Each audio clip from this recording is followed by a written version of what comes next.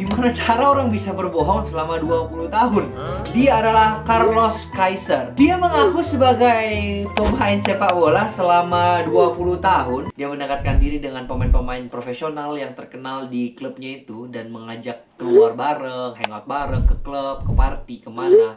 Jadi dia langsung pergi ke penonton dan dia itu membuat keributan di sana. Dia menaiki pagarnya dan dia berkelahi dengan orangnya. Hello guys, and welcome back to my channel again, di channel Samuel Chris. Mungkin kalian udah ada yang heran ya dengan kostumku yang sekarang ini. Kayaknya kancing aja lah, terlalu vulgar guys. Nah, tapi untuk di video yang kali ini aku akan membahas tentang kasus penipuan terbesar yang ada di dunia.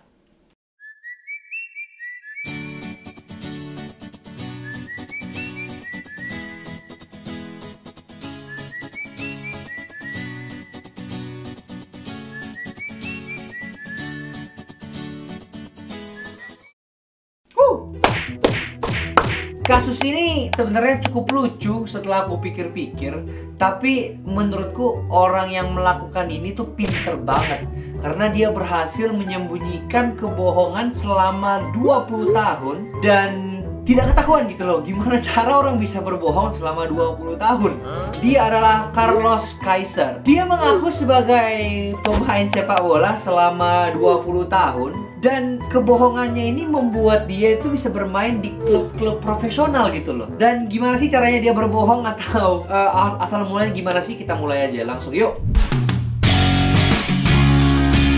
Carlos Kaiser memiliki nama asli Carlos Hendrik Raposo, adalah seorang pemain sepak bola profesional yang terkenal di Brasil. Ia lahir di Rio Pardo pada 2 April 1963. Kaiser masuk Akademi Botafogo pada usia 9 tahun dan kemudian beberapa bulan setelah itu ia pindah di Rio Janeiro. Carlos ingin banget menjadi pemain sepak bola yang sangat-sangat profesional, tapi karena skillnya pas-pasan, ya terpaksa ya harus membuat kebohongan ini. Meskipun demikian, dirinya sempat direkrut oleh tim asal Meksiko yang bernama Puebla pada umurnya yang 16 tahun, dan ini juga merupakan kontrak pertamanya di dunia sepak bola yang secara profesional. Namun ia akhirnya dilepas karena ia tercatat belum pernah bermain sekalipun untuk klubnya ini. Di dalam sejarah ia tercatat ia pernah bermain bersama Puebla yang pertama pada tahun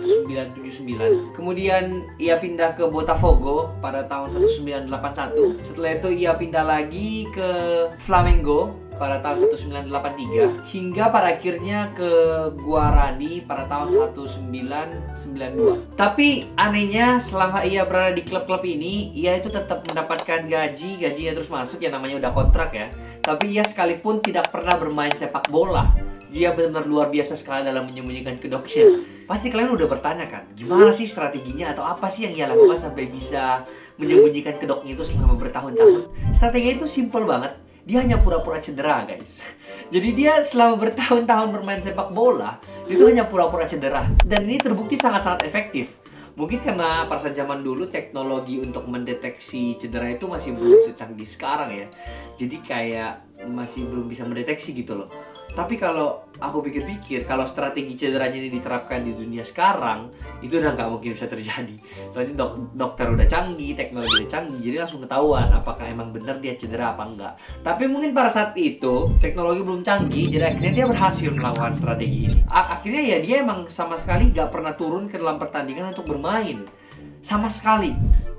Inilah yang membuat dia sebagai pembohong terbesar dalam sejarah sepak bola karena dia selama 20 tahun menyembunyikan kedok ini, berbohong dan gak ada yang tahu gitu loh. Wow. Salah satu titiknya juga dia tuh mendekatkan diri dengan orang-orang di sekitar. Dia mendekatkan diri dengan pemain-pemain profesional yang terkenal di klubnya itu dan mengajak keluar bareng, hangout bareng ke klub, ke party, kemana, agar dia bisa mendapatkan perlindungan dari orang-orang seperti ini agar kontraknya bisa diperpanjang lagi dan bisa membuat dia bisa stay lebih lama di klub itu. Pria bertinggi 184 cm ini sangat senang jika ia ditaruh di bangku cadangan, apalagi tidak bermain. Ya tentunya ini aneh ya, bukannya dia malah senang ketika bermain, tapi dia malah senang ketika dia nggak bermain.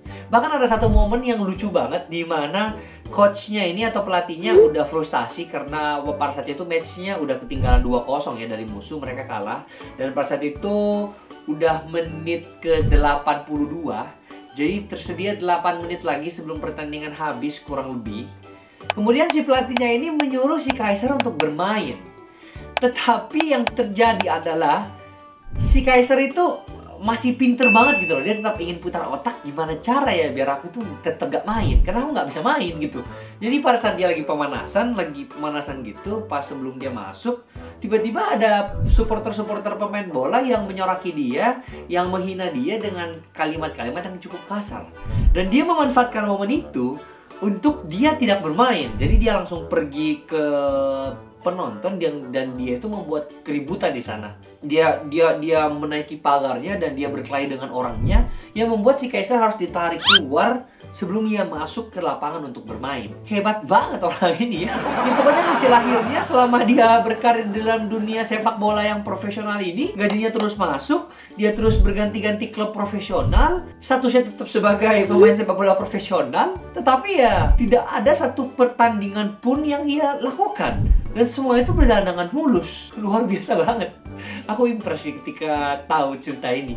Ya pokoknya aku akan membahas tentang penipuan-penipuan yang lain lagi di video yang berikutnya, karena video ini udah cukup durasinya. Dan kalau kalian emang suka dengan kasus penipuan terbesar seperti ini, aku punya banyak cerita tentang itu dan aku akan buat di video berikutnya tentunya. So, jika kalian suka dengan video ini, jangan lupa untuk komen, like, dan subscribe channel ini. Dan jangan lupa klik tombol loncengnya biar setiap ada notifikasi langsung masuk video baru di notifikasi kalian. So, see you in the next video. Saya sama Tris mengundurkan diri dari tempat video. Bye-bye!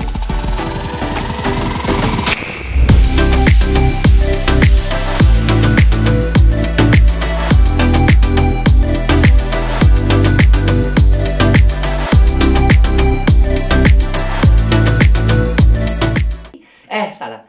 Biar setiap ada video baru langsung masuk di notifikasi kalian.